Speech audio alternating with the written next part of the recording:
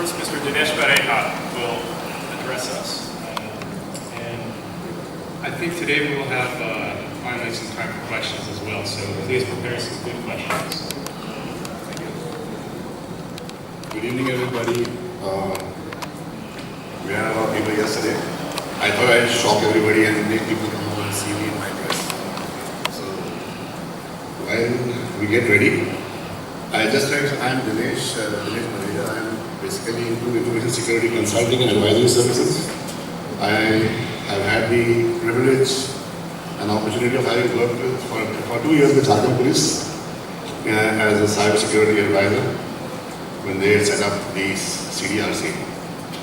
And over the years, I worked with large enterprises and governments, not much more in India, but a couple of countries abroad. I do believe that, I do have the knowledge or the information to share which could be of value to the audience out here. And of course, it's a privilege. And as usual, every year, I've been here for the last 3-4 years. And it's always been a privilege to address the fraternity which turns up from the police, the law enforcement, as well as the ethical hacking community. Like Rahul, my friend, who just spoke about stuff.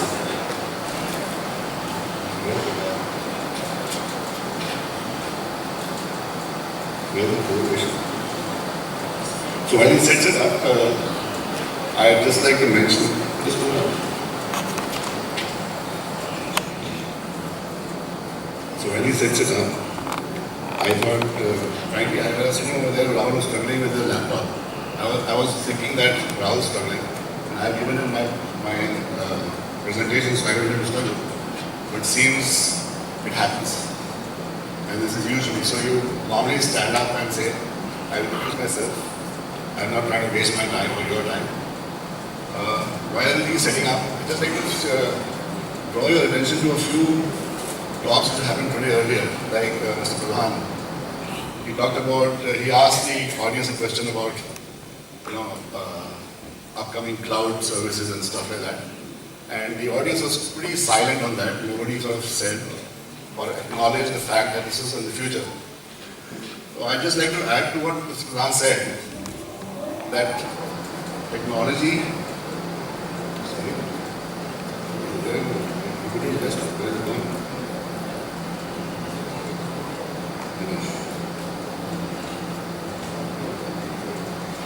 so computers are going to be wearable and blowable. So in the law enforcement, we are using drones nowadays. So we know that there are driverless flying objects, identified flying objects. And incidentally, there are driverless cars also, which Google has got. And they are licensed in a few states in the US. So you can imagine what's happening over there. Wearable technology, if you had seen Rahul Rohit, who was here earlier, wearing his Google Glass and strutting around the place. Okay. Blowable, that's another thing. So we have nanoparticles, you can program them for a certain single function. The function may be just like it rides on you and it talks to just one receiving base. There are so many things. I'll talk about dangers coming up ahead later in the presentation. Then there was another couple of points. Like Daniel talked about dual criminality, privacy laws, time, talked about the need for digital experts who will specialize in investigation or in handling evidence. A big problem with all departments in India. And I don't say it's just India, it's global. So I'll start off on what I'm doing. It's basically what I'm talking about is pain and prizes. We all of you have got pain, whatever work you're doing, especially in the cyber security arena. There are prizes at the end of the rainbow, of course. And there is a lot of pride and prejudice which is there and needs to be overcome also. This is of course the topic of our panel, enhancing collaboration. What I will be covering is an indicative list of problems. Okay? This is not a definite list, so if you find some things missing, please feel free to let me know during or afterwards. You're welcome. And the whole part and the whole reason of having an indicative list is, of course, you all know we don't have that much time, and the list is huge. It's not just big. Looking at some cliches, we just do some general warm up.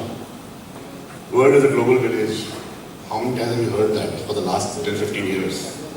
So it just keeps on there. Level playing field. We talked about business having a level playing field, but actually there's a level playing field, criminals and cops. There are non-existent borders. We live with the fact that we have to get a visa to go there or a visa to go here. Get on the net, we don't need no visa to go any place, to do anything, whether it's ethical or unethical. Anonymity, passé. We thought we had anonymity, but it's passé. If anybody does think he or she can be private, have a private life, well, I would like to know how to do that. So if you have anonymity like Tor, things like Tor or whatever being compromised, I don't think it exists. It's just about being responsible, and a word was used yesterday, which I use very often, it's called hygiene. Another word I use very often is common sense. So just keep those 2-3 things in mind, and I think we should be safe, more or less. So there's more to cybercrime under the hood. I have a few eye-openers as I go ahead. This is supposed to be the Kali Yuga. Okay? For those of you who are not from India, maybe Kali Yuga is the current age, at the end of which we are supposed to all get exterminated. But I call it the Aaj, that's pretty. It's just the bottom line, top line, or middle line. Any line is very simple. It's big business, highly profitable, highly profitable. You could do a Flipkart in half the time or less than that. And it doesn't make a difference whether that crime is ethical or unethical. I've had Don and others who are in the judicial business as well as law enforcement people who have been talking earlier. Crime can be ethical or crime can be unethical. We have Rahul, who is an ethical hacker, and I always keep joking to these guys that you call yourself an ethical hacker, so who told you that you are ethical? It just takes a small shove to cross the grey line. And in English I would call it grey line, in Hindi I would say Lakshman Rekha. So legal crimes, let us say, the IT Act in India requires you to have reasonable security in place. So if I have an ISO 27001 certification, I say I have reasonable security in place and I can convince the judge that I have it in place. But I can buy an ISO 27001 certificate for $1,000 in 48 hours. So, do I have reasonable security? I may not have a single document in place, but I have a certificate hanging on my wall. And nobody in the world can refute that because it is a accredited body which is giving me the certificate.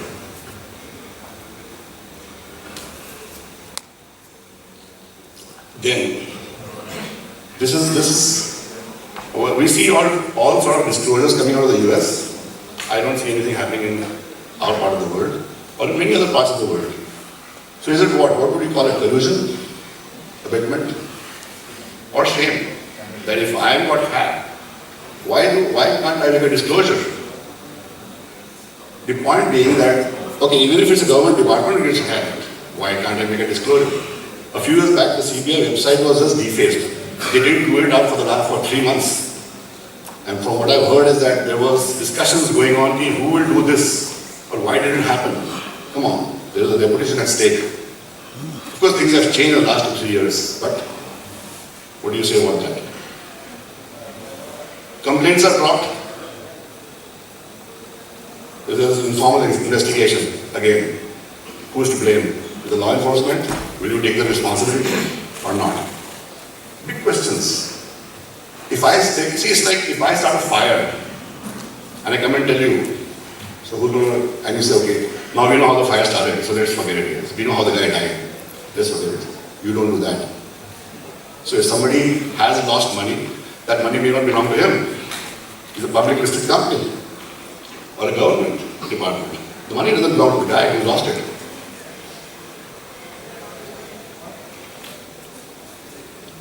So it's a different world. It's changed and it's been changing.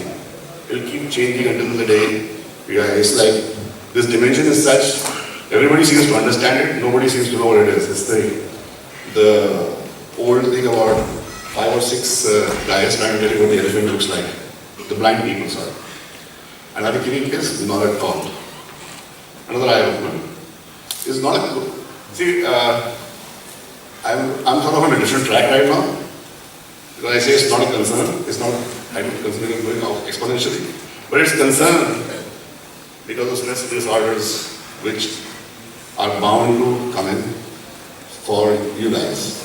When you are unable to solve a case, which you know things are going wrong, you know somebody has done wrong, you know the guy who it is, and you can't carry it to closure. So that's why I said, we don't want to talk about capacity, capability, challenges, products, technologies. No, it's just a conversation of the collaboration part of it. So what do you need? You need to break away from conventional thinking. It is not conventional policing. And until you don't think in different terms, you're lost. You will move at speed much more faster than even writing on the paper. Or maybe you don't even need to type something, you just have to be on the phone right away, or on Skype, or on WhatsApp. How secure are these modes of communication is something you have to investigate before you really take it up. There's one department in the country which uses WhatsApp, and that was very heavily covered in the newspaper. And the same paper had an article about vulnerabilities in WhatsApp. Everybody knows about Xiaomi phones, which was just sold in 5 seconds or 10 seconds off every single online store. But did anybody read the fact or the POC which was given the next day about what it is doing? I don't know. More skill, empower team members. So we talk about training right from top to bottom, but do we empower this guy? I do projects, okay?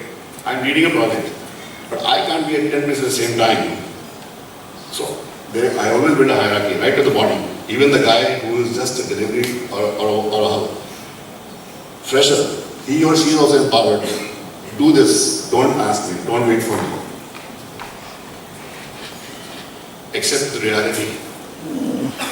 Accept the fact that you have to be transparent. So how can we do this? We collaborate, adopt the open source philosophy, give unconditionally. The good will always come back to you. Again, go back to the Bhagavad Gita. It says, Nishkaram, just give. Don't ask for it anything in return. It comes back. It is bound to come back. Share.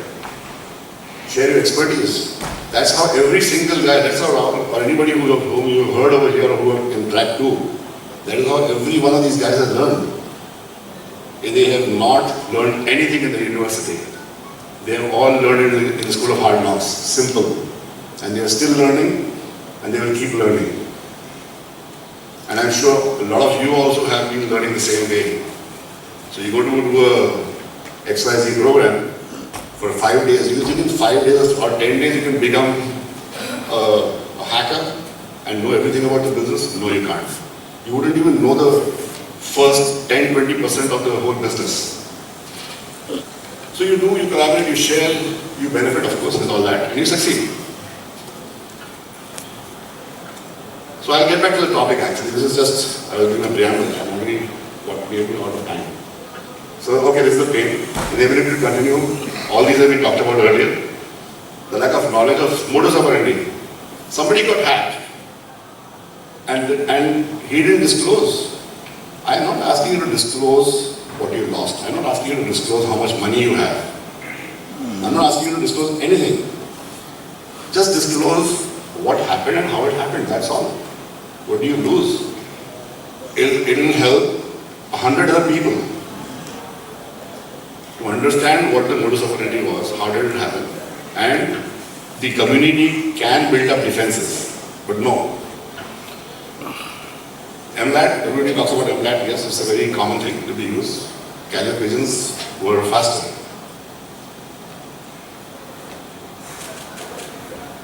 What's this?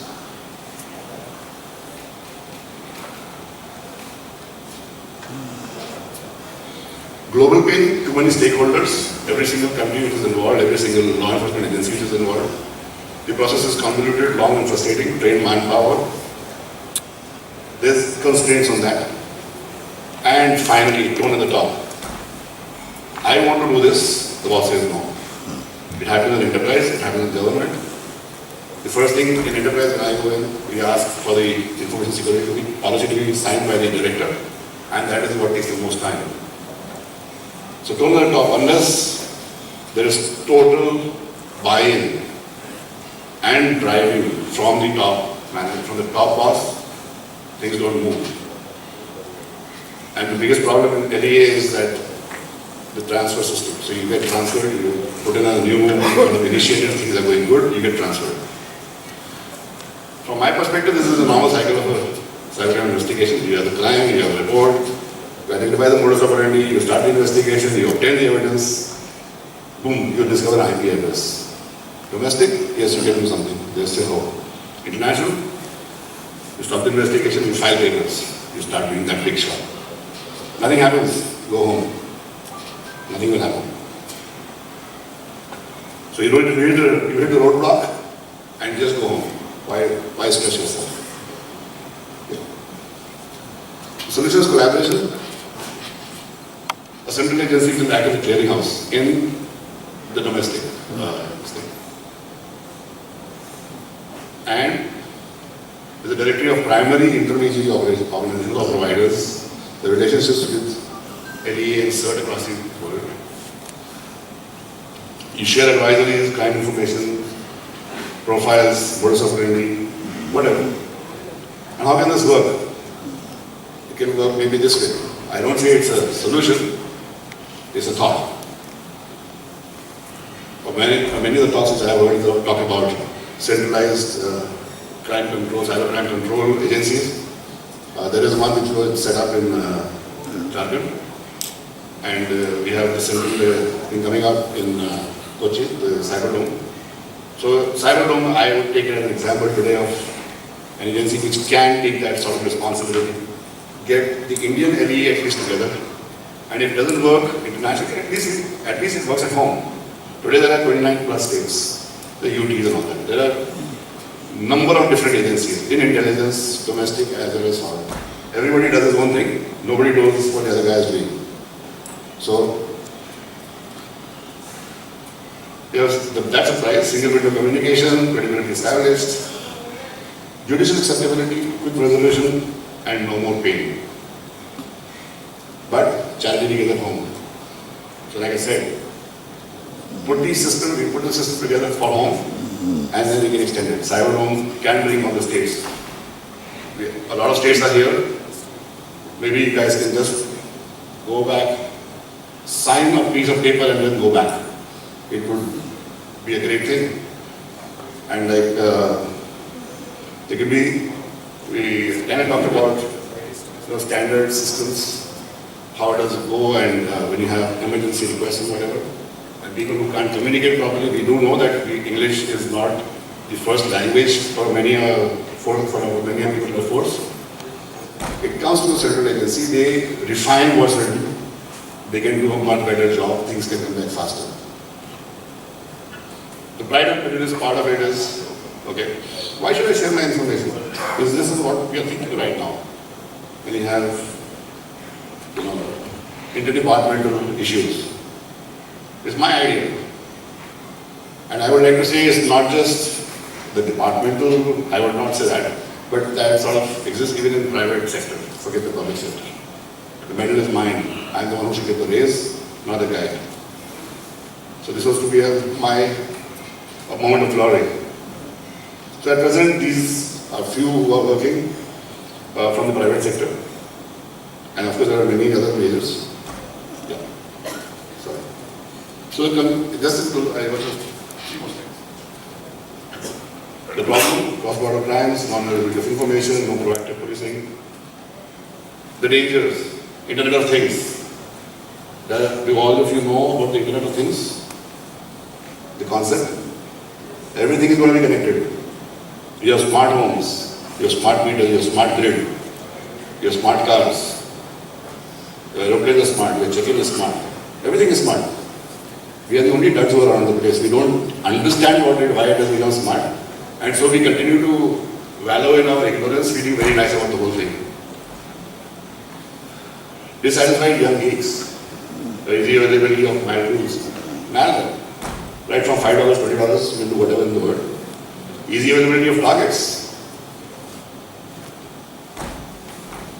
And then you have that my daddy is strongest attitude.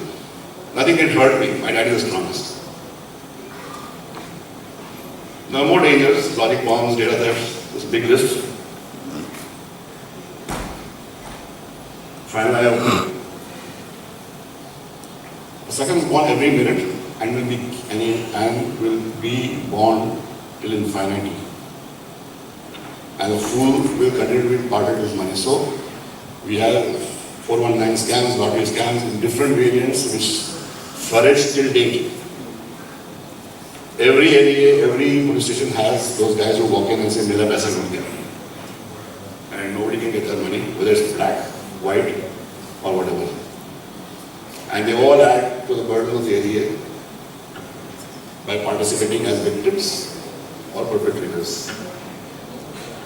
This is me. I live information security. Welcome. Any questions? I'll just go back, and my time was up. We'll be back. So, thank you very much.